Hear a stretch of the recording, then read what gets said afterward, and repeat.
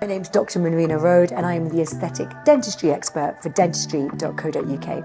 And today we are talking about gum contouring. It's actually one of my favorite topics. Like, I would say veneers are my favorite topic, but gum contouring is right up there.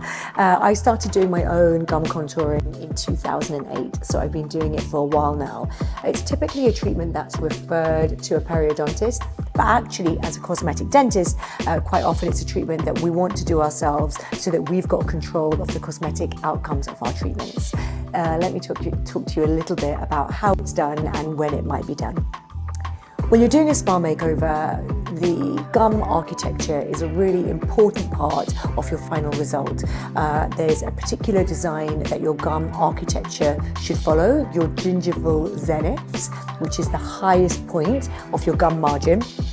Your centrals should be level, and then the laterals should be slightly lower, and then the canines should be up again and at the same level as your centrals, and then they follow back in an even line. So they come down again and the premolars follow back.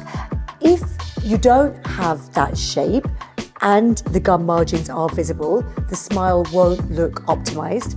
And if the gum margins aren't symmetrical, then what we need to remember in cosmetic dentistry is symmetry is beauty. And so that will detract from your final result.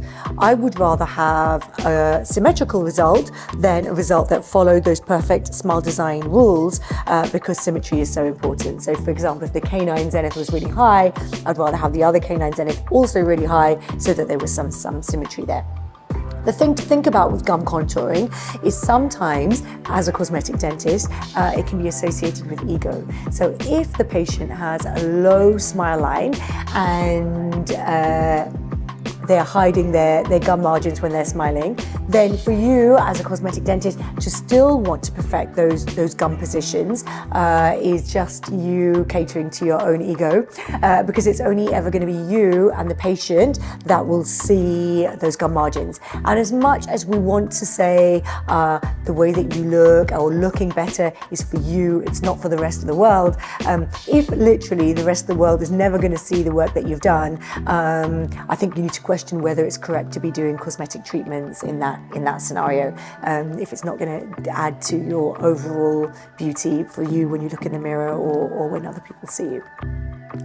So regarding gum contouring, the way that I traditionally did it was reasonably gruesome, and I would say to patients, please don't watch a YouTube video about how this is done before coming for your appointment, which inevitably meant that they did look at the YouTube video and see how gruesome it was. And the way it worked was removing gum with a scalpel, then lifting the gum up and then measuring the bone, so from the edge of the tooth to the bone, so that it was 3 millimeters higher than where you wanted the ideal new gingival zenith to be. So you'd cut gum to the right position, you'd peel the gum back, you'd remove bone, and then you'd sew the gum back down again. And there were sutures involved and there was blood involved, and it all looked a bit gruesome at the end of it. The great thing about it was that it was really a reasonably comfortable procedure. As gruesome as it sounds, the gum gingival area has a really great blood supply.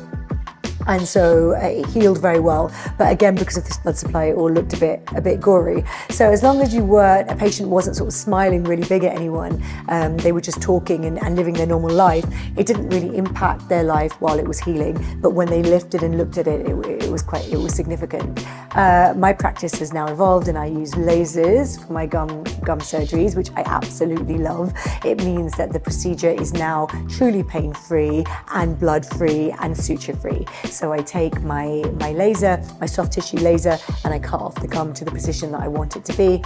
And then I take my hard tissue laser, which is the same laser at a different setting, pop it underneath the gum and remove a bit of bone. So there's no blood, there's no pain, there's no stitches, there's no downtime, and they can see their result immediately. So it's laser dentistry. I think and that's a whole new topic, but I think if you asked an eye surgeon if he would do laser eye surgery without a laser, he'd be like, are you joking? And I feel like that's the way dentistry is evolving, that we will use more and more lasers. And so obviously I like my toys, and so I have all the cutting edge technology from around the world, and that's one of them. So gum contouring, bringing it into practice. There's some really great courses out there for general dentists so that they can learn and bring it in. Also, you want to make sure that you're being mentored after you've done the course, so that you've got questions that you want to ask about patients. You've got someone that you can ask about that. I think there's no harm in learning initially the conventional way of doing a surgical gum lift. That's important anyway, because in some cases, lasers aren't appropriate. If or sometimes you may want to use a laser, but you don't necessarily want to go in blind. For example, if there was a really thick bone, then you wouldn't necessarily know if you were going in underneath the gum if you had removed all the bone. So in those cases, you may still want to peel the gum back and be able to go in. So understanding both modalities is important. Even if you're planning on using a laser, learn a conventional lift and then move on to that. It's a reasonably straightforward treatment that gives really fantastic results to a smile makeover. So it's something that I would encourage you to learn about what the gum position should be, and then learn how to do the procedure yourself as well.